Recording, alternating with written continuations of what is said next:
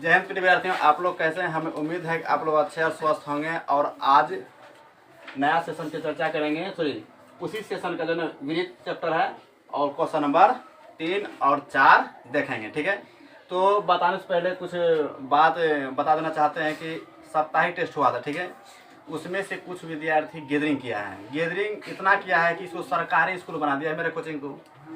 मतलब इस हिसाब से गैदरिंग करता है कि पता नहीं चलता है। तो हमें तो 2 मिनट या 5 मिनट के लिए तो गया था घर, लेकिन कुछ विद्यार्थी को समक्ष में रखा गया था कि आप देखिएगा इसको। ठीक है, किसी प्रकार का समस्या होगा तो आप हमको बताएंगे। यदि वो बताते हैं तो विद्यार्थी उस पर झूम उठते हैं। ठीक है, उसको डराने का प्रयास करते हैं।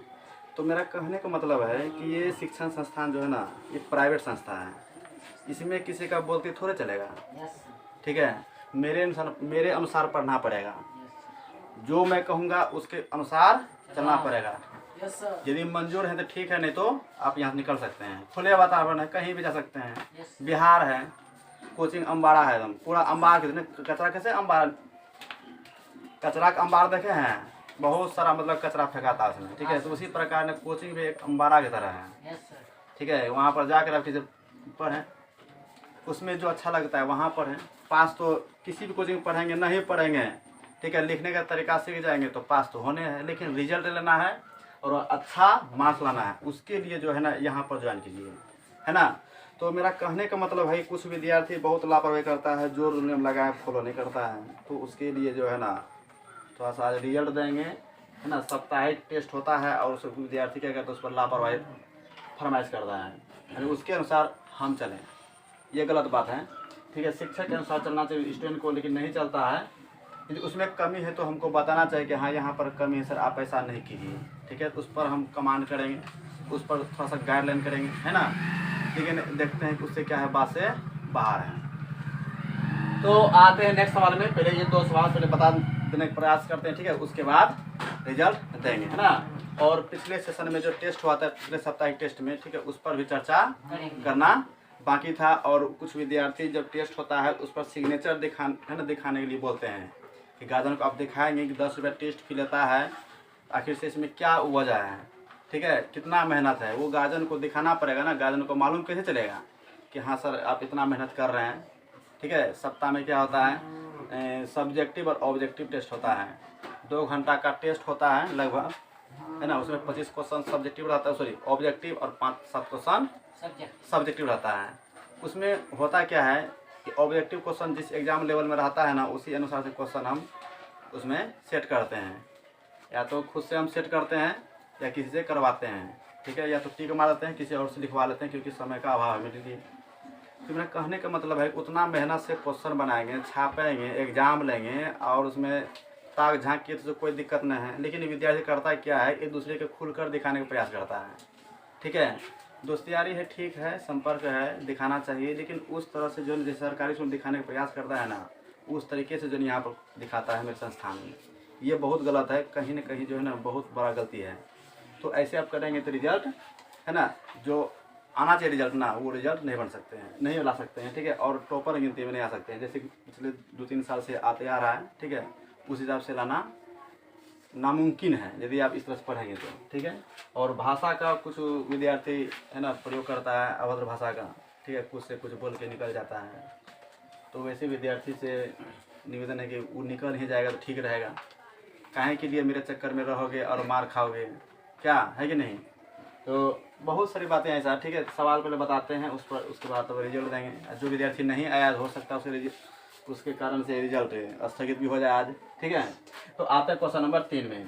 यदि एक बिंदु है ना P से, है ना, O केंद्र वाले किसी वृत्त, तो सबसे पहले O केंद्र वाले किसी वृत्त बोलता है, तो सबसे पहले एक वृत्त बनाए। क्या बनाए, एक वृत्त बना दे। एक वृत्त, इसका केंद्र क्या है, O है। क्या है, O है ना, यहाँ बोला गया है।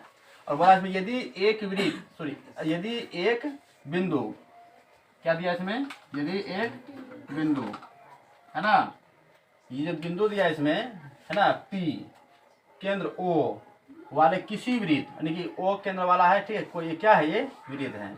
ये PA PB स्पर्श रेखाएं परस्पर 80 डिग्री के कोण पर क्या है, झुकी हुई है ना। तो POA ज्ञात करें, ऐसा बोलता है ना।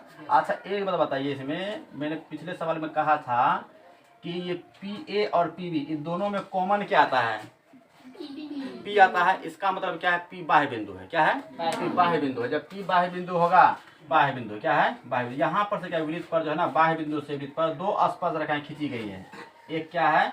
P, दूसरा क्या है? ये यहाँ पर है ना, ये हो गया A, ये हो गया B। या तो यहाँ पर A लिखेंगे या तो यहाँ B लिखेंगे, ठीक है। और ये जो BPA या तो APB यहाँ लिखा हुआ है ना, यहाँ पर झुकी हुई है परस्पर है ना, PA और PB, PA और PB ये दोनों रेखाएं आपस में जो है कितना डिग्री कोण पर झुकी हुई है?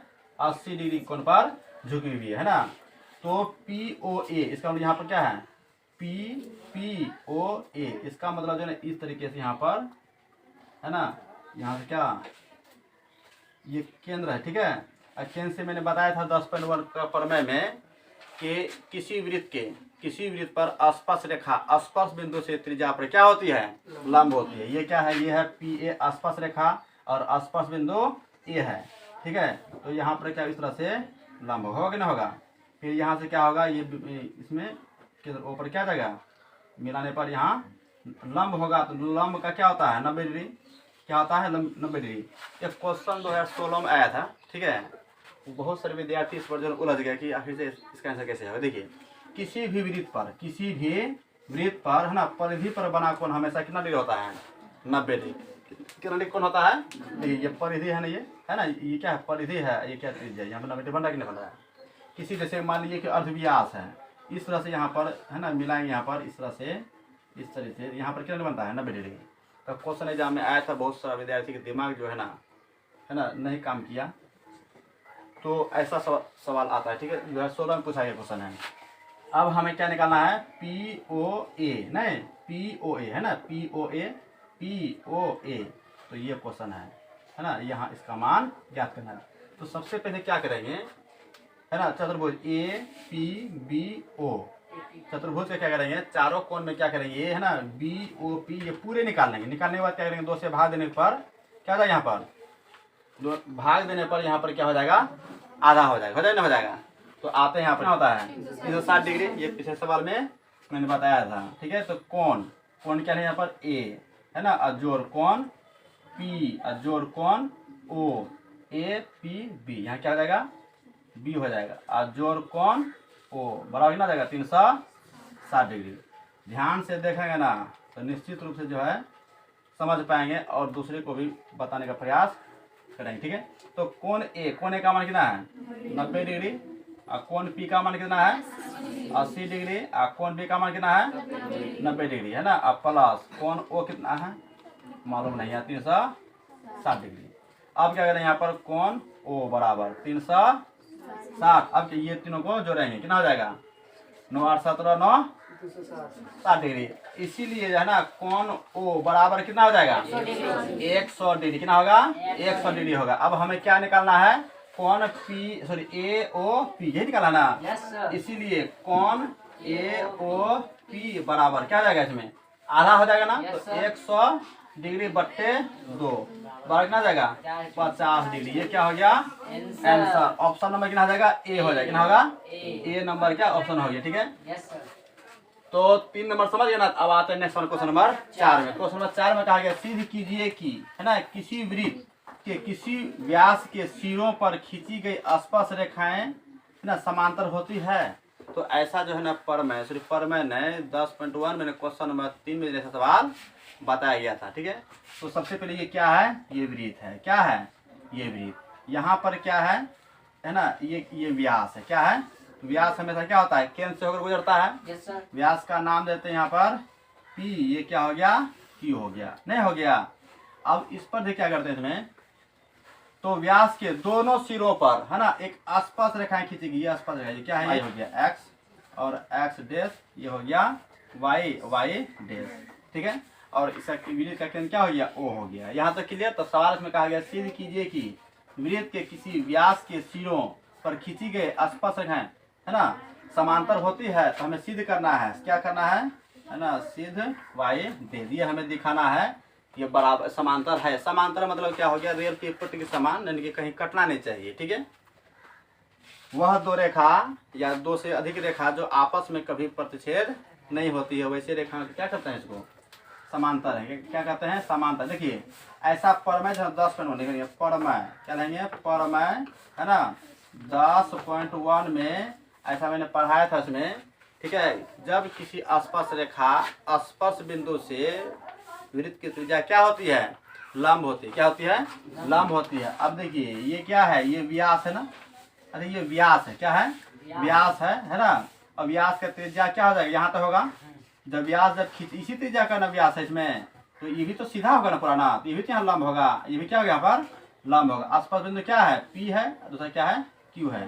तो यहाँ पर कौन का नाम देते हैं, यहाँ 1, यहाँ 2, यहाँ पर क्या देंगे, यहाँ पर 3, यहाँ क्या हो जाएगा 4। देखिए जब दो समांतर रेखाएं होती है ना, उस पर जो रेखाएं जो खींची होती है, ठीक है, उसके दोनों ओर बने कोनों का अनुपात क्या होता है, 1:1 होता है। ये मतलब इसका मतलब क्या हो गया, इक्वल होता है, बराबर होता है। क्या होता है, बराबर होता है।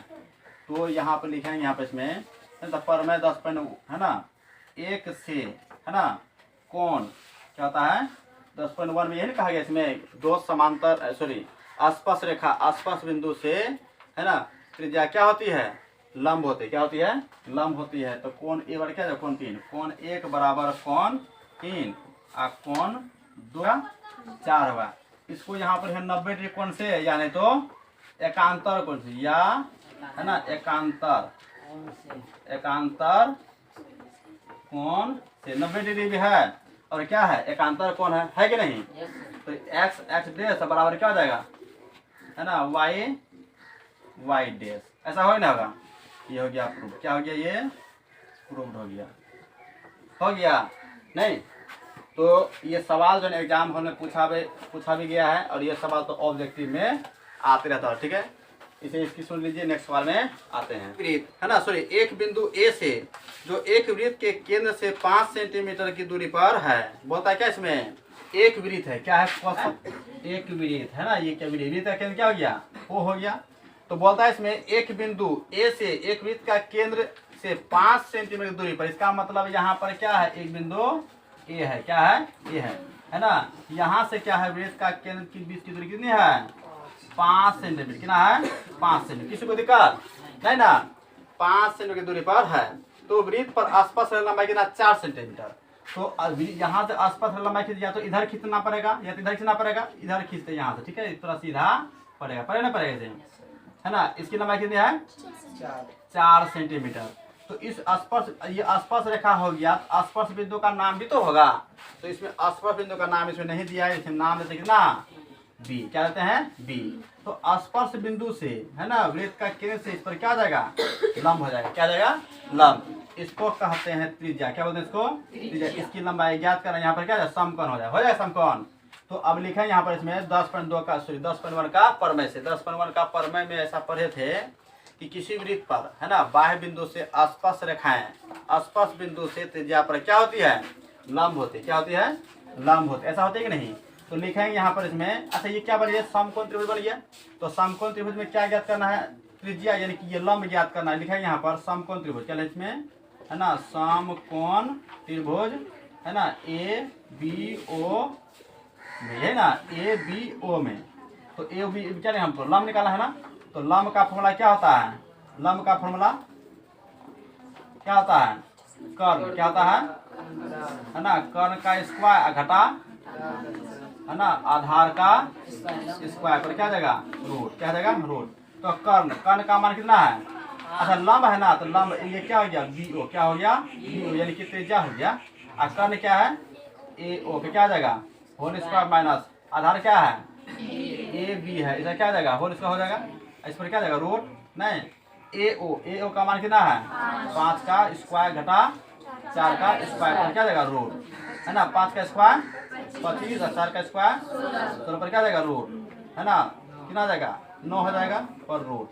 अब इसे निकाल कितना जाएगा, 3। बी ओ क्या ये त्रिज्या है ना, इसीलिए आर वाला क्या जाएगा, 3 सेंटीमीटर। अतः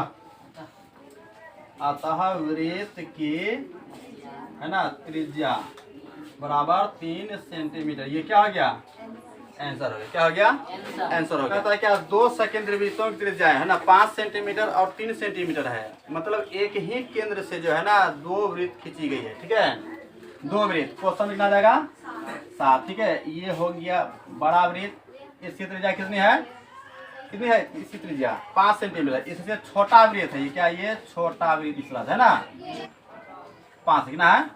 5 सेंटीमीटर, यानी कि इसका है ना लंबाई है, ये है लंबाई। ठीक है, नाम दे देते हैं ए।